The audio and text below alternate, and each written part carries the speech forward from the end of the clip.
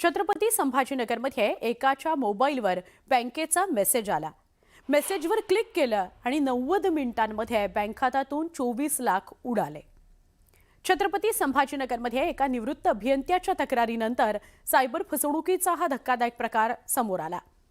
त्याचं घडलंय असं की निवृत्त अभियंत्याच्या मोबाईलवर राष्ट्रीयकृत बँकेचा एक मेसेज आला।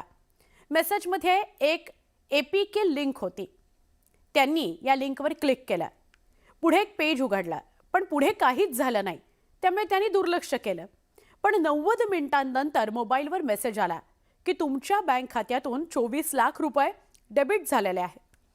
हा मेसेज पाहून मात्र त्या व्यक्तीला धक्का बसला। त्यांनी बँक खातं पुन्हा तपासलं आणि बँक खातं साफ झाल्याचं लक्षात आलं।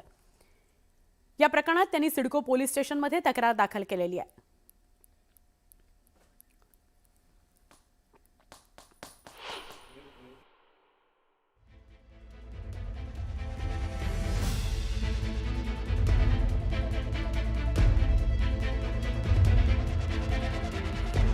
आपण थोडं सविस्तरपणे बघूया घडलं नेमकं काय। निवृत्त अभियंत्याच्या मोबाईलवर एक मेसेज आला। राष्ट्रीयकृत बँकेचा तो मेसेज होता, त्यामुळे त्यांनी तो ओपन केला। मेसेजमध्ये एपीके डॉट अशा फाईलची लिंक होती। एपीके डॉट फाईलवर त्याने क्लिक केलं। क्लिक केल्यानंतर काहीच झालं नाही, ब्लँक पेज आलं। त्यामुळे त्यांनी त्याकडे दुर्लक्ष केलं। 90 मिनिटांनंतर मोबाईलवर बँकेचा मेसेज आला आणि बँक खात्यातून 24 लाख रुपये डेबिट झाल्याचं कळलं। त्यांनी बँकेकडे या संदर्भात क्रॉस चेक केलं।